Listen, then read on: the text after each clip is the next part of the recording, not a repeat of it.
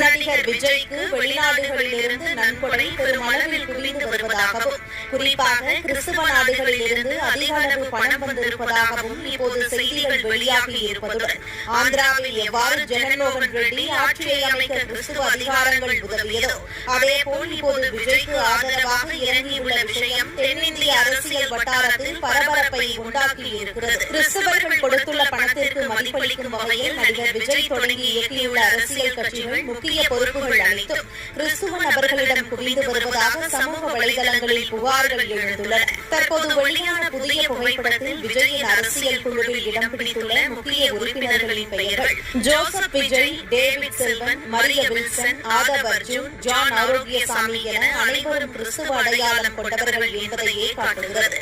இதையடுத்து கட்சியில் சமூக சமத்துவம் கடைபிடிக்கப்படுகிறதா என்ற கேள்வியும் எழுந்துள்ளது. இந்த நிலையில் கிறிஸ்துவ நாடுகளிலிருந்து பெருமளவில்